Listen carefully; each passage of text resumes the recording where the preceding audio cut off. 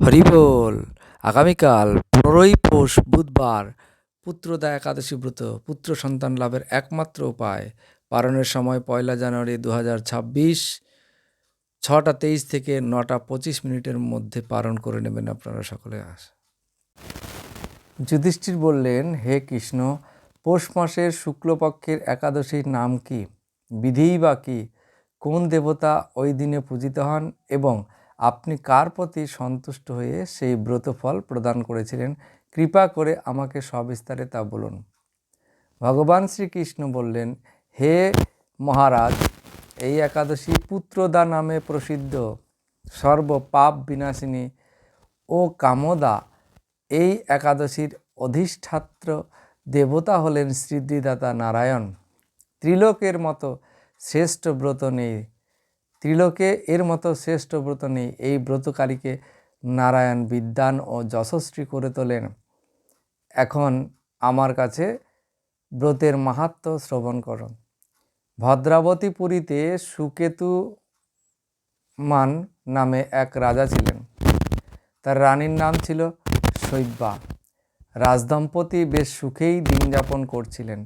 বংশরক্ষার জন্য বহুদিন ধরে ধর্মকর্মের অনুষ্ঠান করেও যখন পুত্র লাভ হলো না, তখন রাজা দুশ্চিন্তায় কাতর হয়ে পড়লেন। তাই সকল ঐশ্বর্যবান হয়েও পুত্রহীন রাজার মনে কোনো সুখ ছিল না।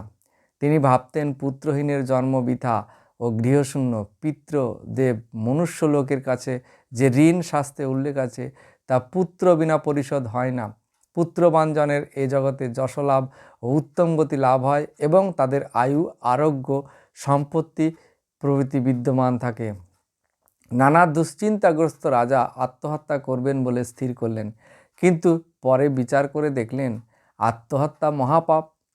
এর ফলে কেবল দেহেরই বিনাশপ্রাপ্ত হবে, কিন্তু আমার পুত্রহীনতা তো দূর হবে না। তারপর একদিন রাজা নিবিড় বনে গমন করলেন। ভ্রমণ করতে করতে দ্বিপ্রহর অতিক্রান্ত হলে রাজা ক্ষুধা তৃষ্ণায় অত্যন্ত কাতর হলেন। এদিকে ওদিকে জলাদির অনুসন্ধান করতে লাগলেন। তিনি চক্রবাক, রাজহংস ও নানা রকম মাছে পরিপূর্ণ একটি মনোরম সরোবর দেখতে পেলেন। সরোবরের কাছে মুনিদের একটি আশ্রম ছিল। তিনি সেখানে উপস্থিত হলেন। সরোবরের তীরে মুনিগণ বেদ পাঠ করছিলেন। মুনিবৃন্দের শ্রীচরণে তিনি দণ্ডবৎ প্রণাম করলেন। মুনিগণ রাজাকে বললেন, হে মহারাজ, আমরা আপনার প্রতি প্রসন্ন হয়েছি। আপনার কি প্রার্থনা বলুন। রাজা বললেন, আপনারা কে এবং কি জন্য বা এখানে সমবেত হয়েছেন?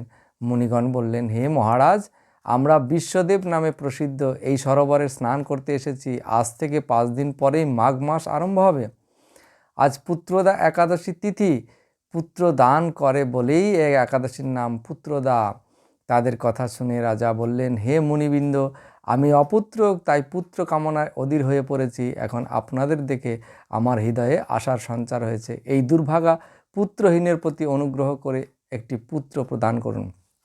মুনিগণ বললেন, হে মহারাজ, আজ সেই পুত্রদা একাদশী তিথি, তাই এখনই আপনি এই ব্রত পালন করুন। ভগবান শ্রীকেশবের অনুগ্রহে অবশ্যই আপনার পুত্র লাভ হবে। মুনিদের কথা ভগবান শ্রীকেশবের অনুগ্রহে অবশ্যই আপনার পুত্র লাভ হবে। এই কথা শোনার পর, মুনিদের কথা শোনার পর যথাবিধানে রাজা কেবল ফলমূলাদি আহার করে সেই ব্রত অনুষ্ঠান করলেন। দ্বাদশীর দিনে উপযুক্ত সময়ে শস্যাদি সহযোগে পালন করলেন। মুনিদের প্রণাম নিবেদন করে নিজ গৃহে ফিরে এলেন। ব্রত প্রভাবে রাজার যথাসময়ে একটি তেজস্বী পুত্র লাভ হলো। হে মহারাজ, এ ব্রত সকলেরই পালন করা কর্তব্য। মানব কল্যাণ কামনায় আপনার কাছে আমি এই ব্রত কথা বর্ণনা করলাম। মানুষের কল্যাণের জন্য এই ব্রত কথা বর্ণনা করলেন মুনি ঋষিরা। নিষ্ঠা সহকারে যারা এই পুত্রদা একাদশী ব্রত পালন করবে, তারা পুত নামক নরক থেকে পরিত্রাণ লাভ করবে।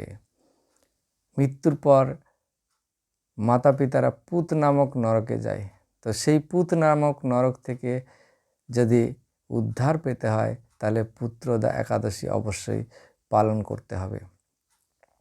আর এই ব্রত কথা শ্রবণ কীর্তনে অগ্নিষ্টম যজ্ঞের ফল পাওয়া যায়। ব্রহ্মাণ্ড পুরাণে এই মাহাত্ম্য বর্ণনা করা হয়েছে। হরি বল।